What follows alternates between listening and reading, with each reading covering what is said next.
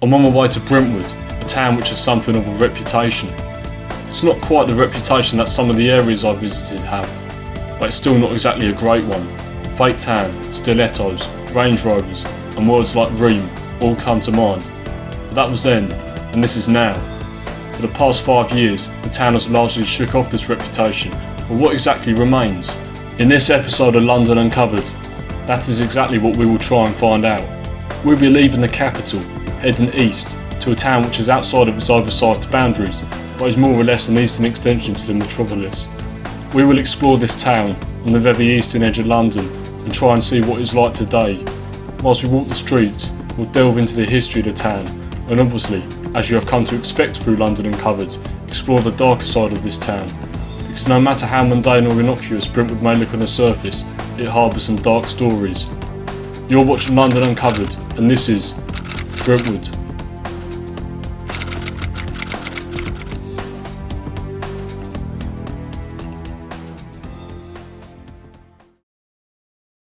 It's 2024 and we're heading to Brentwood.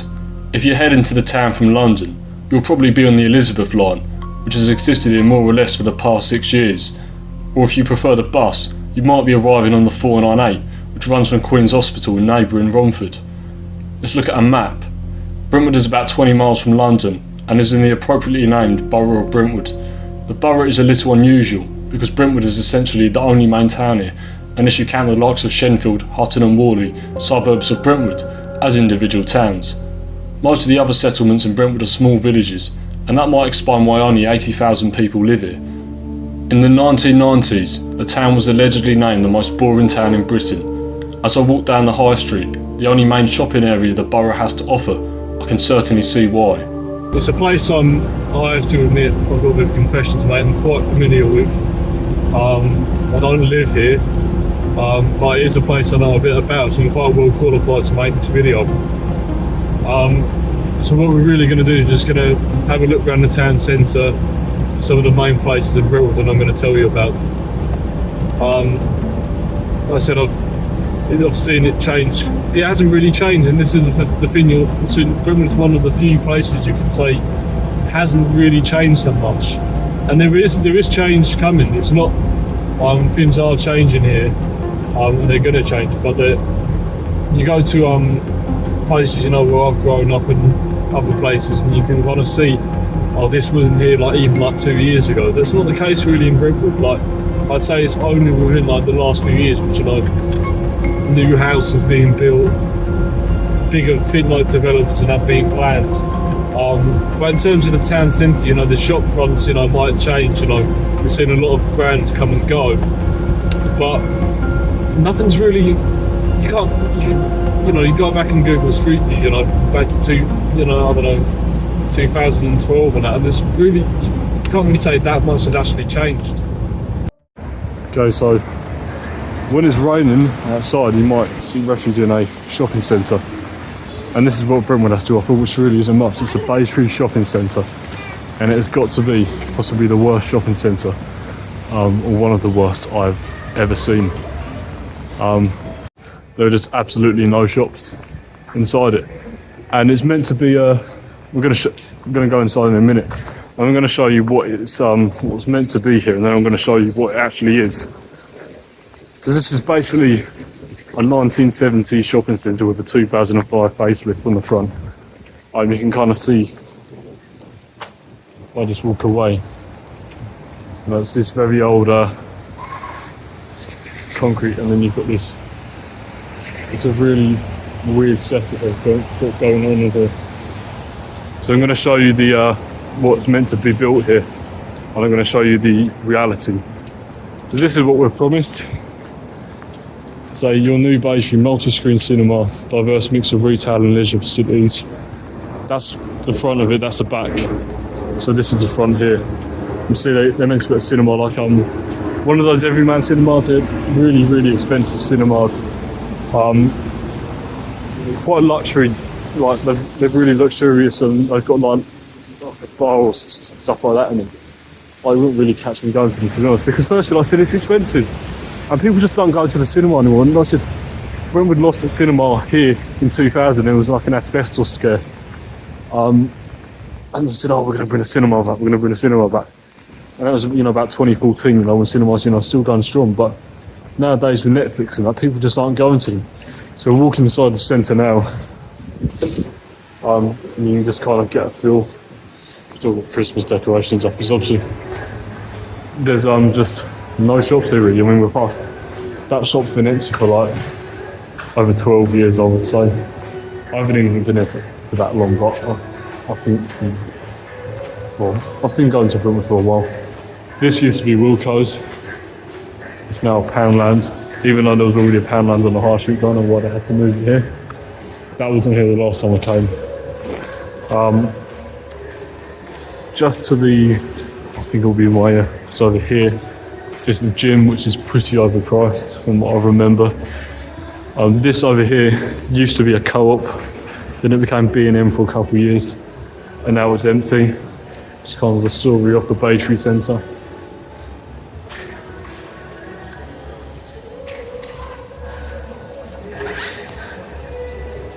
So those, you've probably seen all those flats, and were once the offices. Ford's also had offices here, like above, like I'm going about 20 odd years. And when they redeveloped the centre in 2005, like making it like this inside, they converted them to flats. They did a few stories. So again, they're actually quite an old block of flats. So just got some new cladding on them. So we're now going to try and, as you can see, I've already been out in the rain. I'm going to go back out in it again and show you the delights of Brentwood High Street. Alright guys, so we're on Brentwood High Street now. It's raining a lot. It's one of those things you plan to make a video on a certain day and the weather just doesn't. But I've got to do it now. It's now or never, because I don't live near here. So it's going to be trek to have to come back here. That's where the old Poundland used to be, over there. It was a perfectly good store size on where Stars Poundland go. Like an all my sort of thing. So from when I said, like I said, in terms of the actual buildings, there haven't really been many new buildings here. But the shops, some of them have changed quite a bit. I'm trying to think of places which haven't. One place which has been pretty constant in Brentwood has been the Sugar Hut over there, which obviously, if anyone knows, Brentwood used to be the White Hart many, many years ago, but I think for like the past 15 or so years at least, that's been Sugar Hut. It's obviously been kind of the TOWIE, the centre of TOWIE in Brentwood. It was obviously owned by the late Nick Norcross. He committed suicide about 2 years. It would have been, no, 3 years. It would have been about 3 years ago, and maybe a couple of weeks or something like that. Obviously there was speculation into why he did that, but I can assure you there were no suspicious circumstances. That's Crown Street down there. I can kind of see that some of the shops which are down it. That's Slug and Lettuce. Those are relatively new buildings. Well, I think they've been here a few years. It's not just the Baytree Centre which has empty units. The High Street is in a state of acute malaise, with major brands like Halfords, CEX, Game, Next and New Look all leaving the town over the years. Behind me is what used to be McDonald's. Even McDonald's gave up in Brentwood. Even McDonald's gave up in this town. And now Brentwood has got to be one of the possibly very few places in the country which does not have a McDonald's. I think it's been closed for about 7 years now. There was a second McDonald's a couple miles down the road in Sheffield, like a drive-through, and that shut a few years after this one. So there are now no McDonald's in Brentwood, which I find really shocking, to be honest. Over here, that must have closed recently. That used to be O'Neill's. This High Street has seen better days. This appears to be closing down. Isn't particularly surprising. Let's have a look. We're at the western edge of the high street. We're going to go back up to the eastern end. I mean, it looks pretty grim. This pink place over here used to be a pie and mash shop, and for about a couple of months, and then it changed into some, I don't even know what it is. This is a very erratic looking Brentwood bus timetable, and I say erratic because these bus times, they're not so good. You end up probably having to wait a couple of hours for a bus today, something like that.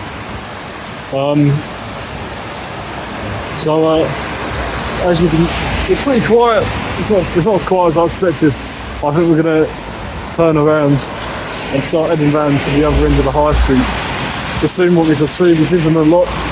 Like I said, it's quite early in the morning still, so not really many places open. We're not even in a shopping trip, guys. This is what we'll do in London Uncovered. We're here to see the nitty gritty. And we're going to go into, you know, those sort of things later, but I thought we'd start off the video by looking at the main centre of Brentwood, which is its high street. The only real high street in Brentwood. There are like a again in Sheffield. We're going to come to that later. But yeah, we're going to continue down the high street, down the other end, and then we're going to move on. We're continuing down the busier end of the high street now. This is kind of the second club. It remains. It's actually an old snooker club. It's called Block 40. It's had quite a lot of problems. I think it might be closing down. It's lost its license. Got another closed up abandoned shop here. Yeah, I was quite shocked when I came back here after quite a long time. I hadn't visited Brentwood, and I was actually quite shocked at how depressing the high street was looking with loads of closed down shops. Yeah, I mean, what can you really say? Hasn't really got anything that special to offer. This was never been quite an affluent area. I can't really say I feel it that much. Not really walking around the high street anywhere. There's nothing really kind of stands out. But there's not like a Waitrose here or anything like that, which is kind of usually quite a hallmark of an area with a bit of money. And we've got an M&S. But I'm sure if they hadn't have spent probably quite a few quid refurbishing it, that too might have also closed down. That's St Thomas's Church over there. You see there's quite a few buses. None of them going particularly far out the town centre. They might go to, you know, a mile or two. There's like one that goes to Chelmsford, one to Basildon, places like that. But they really kind of, they all go through the high street or the station, and then they terminate outside the town. So see, that's the Wetherspoons over there. I think I opened about 10 years ago this year. I think it's probably one of the better things to happen here, if you ask me. This is a relatively new building here. And you can kind of see this is really how short the high street is. It's really not that long. That used to be Next. It's now a charity shop, which there seems to be only a very slim... you know, when I went to Eltham, I said it was just fried chicken shops. In Brentwood, it's charity shops, coffee shops, and like hairdressing and beauty salons, that sort of thing. They're the only three real type of shops that kind of survive here. And this is about the second teeth whitening place to open up, because you know it's Essex and that. That used to be an old pub about 30 odd years ago. I think it was I can't actually remember the name. I'm barely even 20, but I can't even tell you the name of that. That KFC kind of it closed down for a while, and then it reopened like a couple of years later. No one really knows why. People waiting for the bus, probably the 498, which takes it down to Romford's. What have we got of it? This is a second Greggs, so I don't know what I've Brentwood has two Greggs, but it does for whatever reason. Next to it is Ross's, which is a very nice ice cream shop, but it's not really the weather for ice cream. That shop, which is that used to be an estate agent for about barely even a year, and then closed down. Yeah, estate agents, that's another type of shop which do open here. It's quite unusual that one is closed.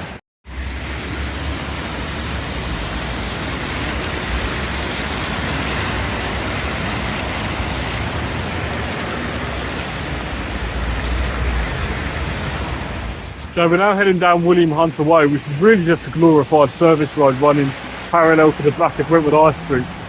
So standing behind me is the only big supermarket in Brentwood, Sainsbury's. They've made many additions over the years, such as this big car park they just put on top. The reason why they've done that is because this is the only big supermarket in Brentwood, a town of about 60,000 people, a borough of about 80,000. Locals are convinced that Sainsbury's is in a corrupt relationship with the council, slinging them a bung, so they're the only supermarket to open here. I'm not so convinced. I think it's just because the council and there's so many NIMBYs around them, and they don't want to build on the green belt. This is the only kind of real place you're going to be able to build one here. There are plans for a Lidl down the, literally probably about 500 or so metres away from here. They've recently won at the High Court so they could open it. But that site has been derelict for nearly a year now and nothing has changed. Story of Brentwood. So the pinnacle of council planning policy in Brentwood for many years was to build a massive cinema, some kind of like supermarket or like small department store, car park and flats down this road on the William Hunter Way car park. And that plan was first surfaced in 2007. By 2015, 8 years of planning, I kid you not, they decided to throw it out after they deemed it wasn't good value for taxpayers here. And that scheme has been dead ever since. And then they were determined to bring a cinema to Brentwood, so they bought the Bay Tree Centre because it was privately owned, but now the council owned that. So I'm going to show you what it could have been a really good scheme, but they just couldn't really be bothered with it or whatever, I guess. So I'm told there still are plans for about 300 houses on this car park. This is really just, I don't like Brentwood. I don't. I can talk about a lot actually here. Like this might be a boring town, but there's actually, there are a few interesting things to talk about. And I was actually surprised. I first of all, when I did that poll, I'm fucking like, you're sending me to Basildon. Like, I really don't like Basildon. Like, can you get like? Well, there would have been a lot to talk about in their video, and I would have been interested. And now I'm being sent to Brentwood, which is somewhere I know I've been quite a lot. And yeah, I can talk about stuff and talk a lot about, it's Brentwood. Like, this is a car park. Well, they were going to build it. And I couldn't even get parked here today because all the machines were broken, so I had to go to another one, which kind of really just surmises the decline here. That's Burger King, which opened up not that long ago. That's the old Poundland, which is now shut. So yeah, it's not a nice place. It's not dangerous. Like, it's not rough. You don't really feel unsafe or whatever. But it's just.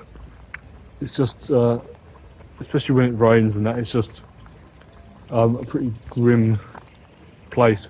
And I'm told it didn't used to be like this. Like, I think everyone, I've almost never been to a town where, I haven't gone to people and say like, oh, have things got better or have things got worse? And everyone says, oh, it's got worse, it's got worse.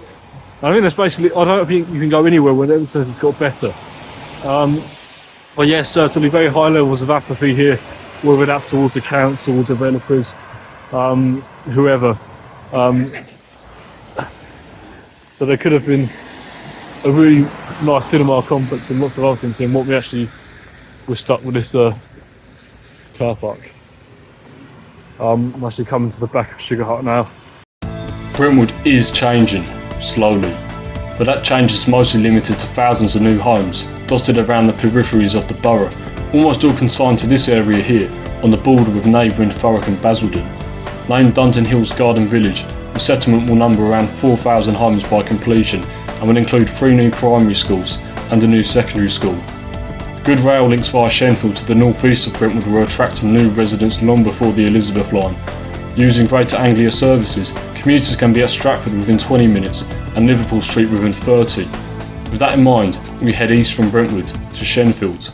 So we're in Shenfield, which is just towards the east of Brentwood town centre. It's about a mile away. So just going to take a look around. So this is kind of the only other real high street, if you like, in Brentwood. It's called Hudson Road. Not a huge amount here. It's not really somewhere, like I said, I could say. I mean, it's actually got a bit of nightlife in places. We get this place over here a lot. I'm just going to show you further down the road what we also have. There's quite a lot of closed down shops here actually. I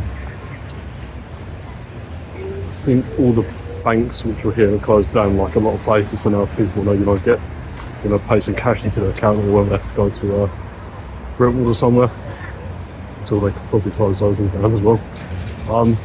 This is the second kind of place. It's called Vault. I think it's been here for like a couple of years or something, and this was a bank, hence the name.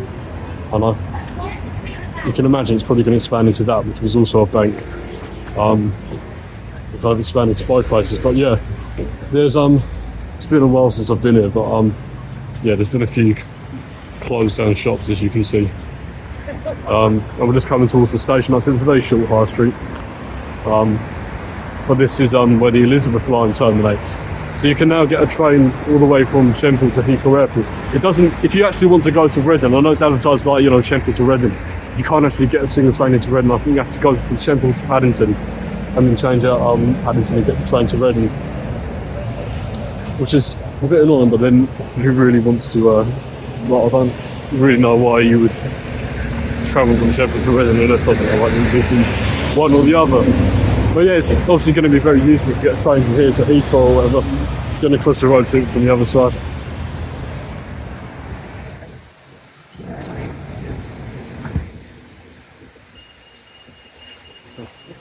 But yeah, that bridge, once you kind of get under that, there's kind of all the Hutton area. You can have a look at this subway. It's shut. Reopening soon. Okay. I'm gonna say it's very unusual to see like a shop like that closed down, but yeah. So if you kind of go under that bridge and go behind me, there's like a petrol station, and then you start going up to Hutton, which is like a big residential area. There's like a few parades of shops and stuff like that, but there's no station there. But that was kind of, again, like the East Ham estate. A lot of that was built in, like, you know, the 50s and 60s. You know, as people kind of moved out of London, or, you know, that overspill. That looks like it was a fish and chip shop, but that's closed down. That's obviously an estate agents, I'm guessing, saying right move, closed down. Quite unusual to see estate agents closing down, but, you know. But I guess it's kind of, you know, just a harsh economic climate. There's a supermarket there, there's another Tesco over there. So it's quite a nice high street, to be honest. That's another that's closed down. So actually, yeah, there's a lot of closed down shops here at the moment. But you can imagine what the rent prices are going to be like here. It's extortionate. This is one of the wealthiest parts of Essex. So house prices are, you know, expensive. Like I said, there's a lot of independent places. It's quite nice. That shop looks like I said, this window kicks in. See, unhappy customer. Maybe they didn't get the Christmas card they wanted. Yeah, that's they're building a new library. There was a library there, they knocked it down, and they're building a new one. The old library was like from like the 60s or something. It wasn't the best looking building, and now they're putting one there. But it's got a lot of flats on top, and I think they're also going to put a shop in as well somewhere. So, yeah, it's looks like it's nearly done. So according to the sign, it said spring 2024, which will be interesting to see what it is. But that's quite a big building.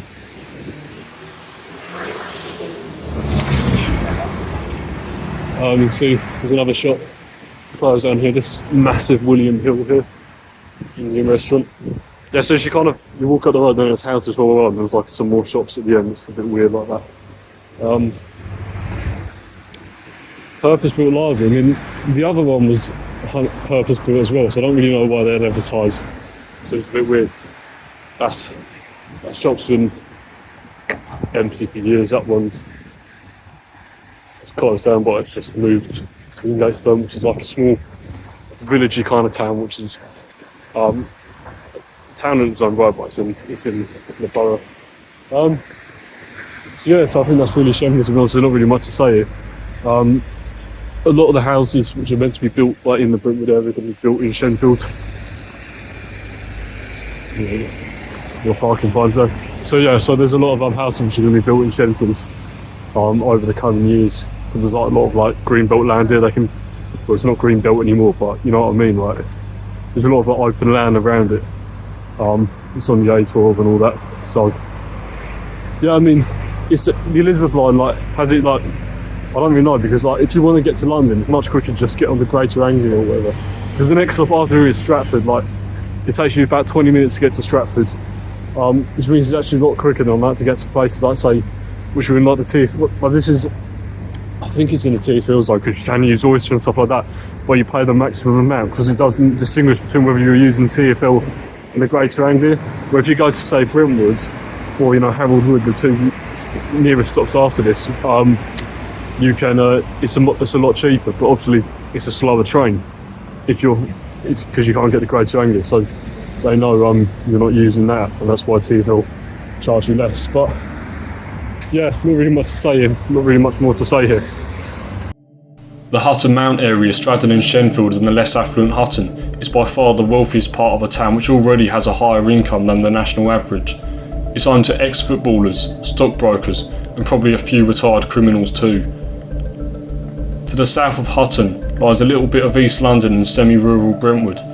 The East Ham estate, which as you might be able to guess from the name, was built by the then county borough of East Ham, one of the most westerly boroughs in Essex, in the East End of London in all but name only. Back in the day, these homes would have all been social housing, but nowadays the bulk are privately owned. The estate is still maintained by Newham Council, the successor to the county borough of East Ham, and you can see these Newham Council signs dotted around the estate. Like its namesake, the estate is one of the rougher parts of Brentwood. Newham and Brentwood Council continue to have a partnership to this day, with Newham sending Brentwood asylum seekers who can't get emergency housing in the borough.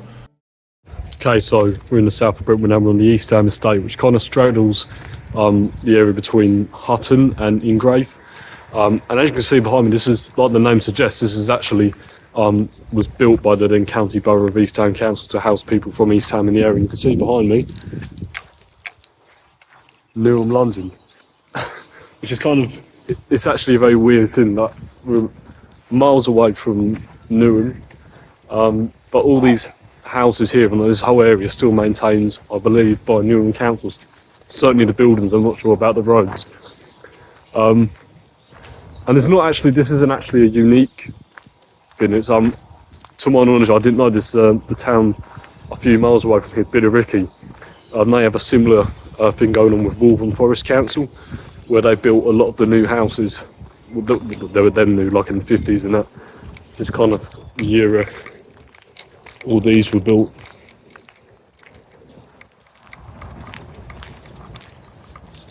Just not really like tower blocks or anything like that, just kind of low rise. You can see again, so it's the Newham Council, which is, I think it's quite interesting.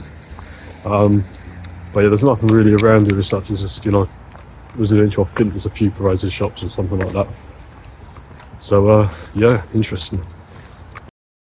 Continuing to the south of Brentwood is this relatively modern development and former industrial land near Brentwood Station. It would appear as if the bulk of Brentwood's drug dealers live on this street. Whenever an incident of drugs-related violence breaks out, chances are it occurred on this street or in the vicinity. The local MP even accompanied police on a drug raid here a few years back. To the north of the town is the equally gregarious Bishop's Hall estate in Pilgrim's Hatch. North of the A12 bypass and home of the aging Brentwood Leisure Centre, the estate is usually a hotbed of low-level antisocial behaviour, the local youth generally making a nuisance of themselves. So I'm here on the Bishop's Hall estate. It's not really a council estate. I mean, I imagine lots of the houses here were built as council houses, judging by the look of them. But it's not, I imagine, the majority of them are privately owned. I mean, this is one of the more deprived areas of Brentwood. You do get, like I said, a lot of antisocial behaviour and things like that here. And often areas like this actually get forgotten because Brentwood's seen as quite, an affluent, I'm just going to avoid that puddle there, quite an affluent town. But they have like these smaller pockets of, deprivation. Things aren't that great. And they kind of just go forgotten. People, investment goes to, bigger areas. So like, say Harold Hill, a few miles away from here. There's been a lot of investment here, but there's not really much investment here in Pilgrim's Hatch on the Bishop's Hall estate.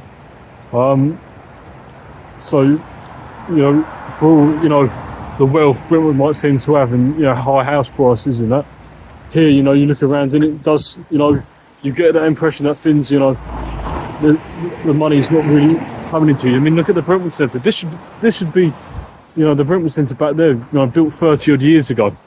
You think, a council would be interested in redoing that, making it, it's the only leisure centre in the borough. And it's It actually closed down in about 2020 because they ran out of money. And it's only by sheer fluke that it's still open, probably because it is the only leisure centre. And if I was a council, I'd be investing a lot of money into that. I'd be doing, private, public sector. I'd be getting a lot of money into that. And I'd also use that as an opportunity to kind of spruce up this area, invest in it. But that's just not really happening here in Pilgrim's Hatch, which is just like a suburb to the north of Brentwood. Most of it was built in around, I want to say about the 50s. It had existed here before. That was kind of like a little village, and then I think after the war they built a lot of houses here, like a lot of places. Yeah. Brentwood is and has been home to a number of famous people over the years, and not just from TOWIE. Eddie Hearn, the boxing promoter, and his father Barry Hearn lived here for many years. They moved to neighbouring Billericay some time ago, but their former house is now the Matchroom HQ. Barry Hearn was believed to be interested in exploring the possibility of building some kind of Matchroom arena at the Brentwood Centre, but cold water was poured over the idea when it was revealed how much it would cost to build a new junction off the A12 at this location. Continuing with the theme of boxing, Frank Bruno lived on the outskirts of Brentwood. The East End actor Billy Murray, who played Don Beach in The Bill, and Johnny Allen in EastEnders, lived in Ingrave, a village south of Brentwood, for many years. And many other famous people went to schools in Brentwood. Eddie Hearn went to the private Brentwood school, as did the Labour Home Secretary Jack Straw, whilst EastEnders actor Ross Kemp went to Shenfield High School, as did Philip Hammond, the former Chancellor of the Exchequer. Brentwood has a disproportionately large number of secondary schools and sixth forms for its population, and most of them also serve adjoining boroughs. For a time, Brentwood also had a disproportionately large number of hospitals. It was believed the elevation of the town, which offers striking panoramic views over London, was good for people's health. So my family, as you might have guessed, are all from the East End, and my nan, she was from Bow. And in the 1950s, she got sent to here, Highwood Hospital in Brentwood, to recover from TB. This was a hotel mainly back then to use to treat people from TB, which is obviously quite a problem. And the kind of cure or whatever for TB back then was, to take people out of the city, Bow in this city area, and take them out to the country, which was, this was a lot more greener then, and it still is quite green today. We're only a few, not even a mile from, open countryside. But as you can see here today, Highwood Hospital, now a housing estate. I believe it got developed around mid to late 2000s. I think by about 2011, 2012, it had mostly been redeveloped like so many NHS sites which are kind of redundant.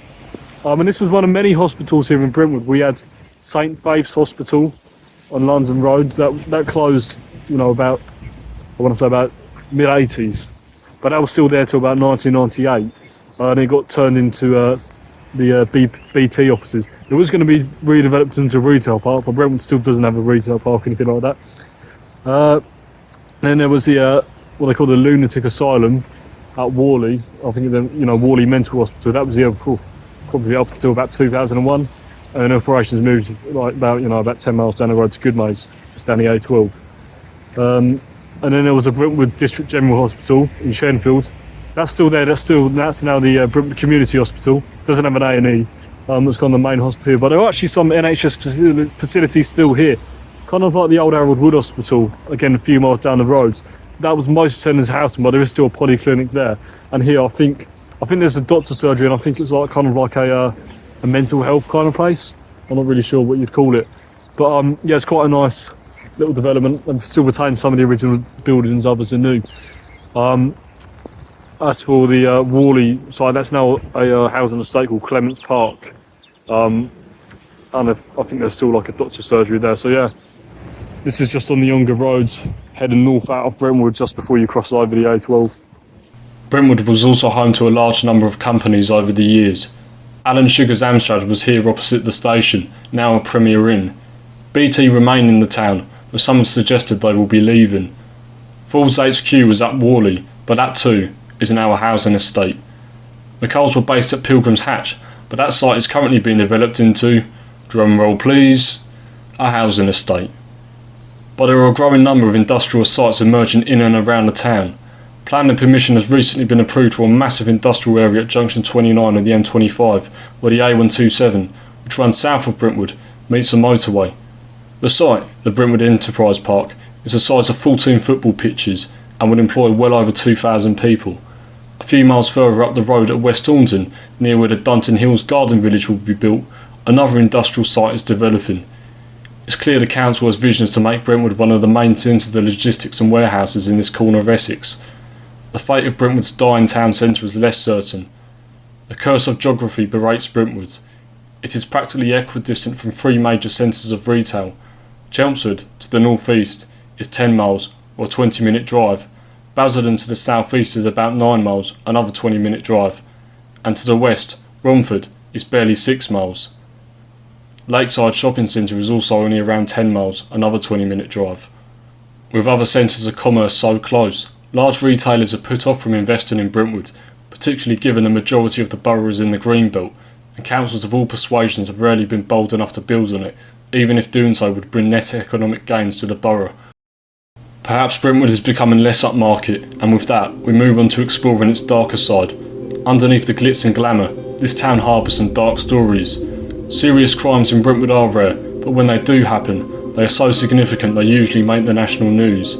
2 years ago, 2 teenage boys were stabbed to death in the town centre. It was a shock to all those living in Brentwood, but as someone who had seen its darker underbelly before, my shock was quickly tempered. There were reverberations around the community as many were forced to confront the reality around them. Brentwood was changing, but there had been past serious crimes here.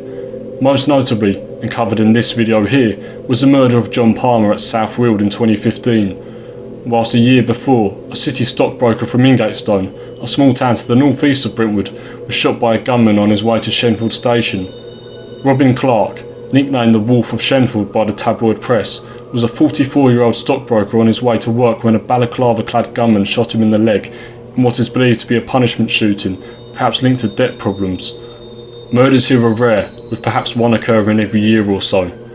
There have been other serious crimes here as well, like the silver bullion raid at Mount Nesson in 1973.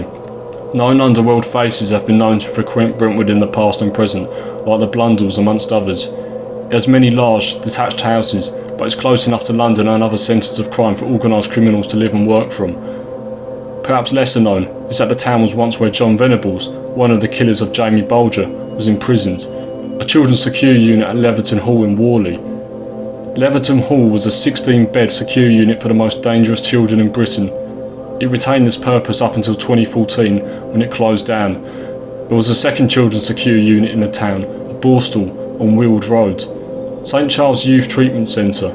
It opened in 1971, one of just 2 youth treatment centres in the entire country. It was open for 24 years. It's now, unsurprisingly, a housing estate. Like the hospitals that were open in Brentwood for many years, it was believed the town and its green environs would have had a rehabilitative effect on the children it housed. Given Venables has been a persistent offender since his release, most recently losing a parole bid to be freed from jail, it's unclear just how great this alleged effect has been on the children imprisoned here. In terms of demographics, the area is about 88% white British, a few percentage points down from the 2011 census. For whatever reason, the area also has a relatively significant community of white South Africans, and anecdotally, there are a number of Russians and other people from the former Soviet Union living here. Many people were relieved when the TOWIE bubble burst. It was a source of embarrassment for residents. But what is left now? As Brentwood returned to the 1990s era of Boar Town, it certainly feels like that. Brentwood is almost wholly reliant on neighbouring areas for both the health needs of local residents and for facilities like shops. Many people moved here from adjoining London boroughs only to find themselves spending more time in those boroughs because their new one had so little to offer them other than a house and a fast train into the capital. The council often has ambitious visions, but they seldom materialise. The area is largely affluent, but it is largely new money, and culturally, it is not hugely different to the rest of South Essex. The house prices tell one story, but people on the street here tell another. There are huge levels of apathy towards the town, and a feeling that things here have got worse. Clearly, Brentwood has got some way to go before it reaches the level of other areas explored on this channel. But as a cautionary tale of Ilford tells us, even affluent, desirable suburbs can become poverty-stricken, undesirable ones in a matter of decades. I leave Brentwood, and I'm not exactly in a rush to return. I fail to recognise the appeal of this town, which it still has. It's not much different to many other commuter towns around London, but it is different in that this is one of the few which has so little to offer for its residents, where so little has changed, other than locally unpopular blocks of flats and soulless housing estates, where the only selling point is close access to a station to take you out of the town. Perhaps people should be careful what they wish for.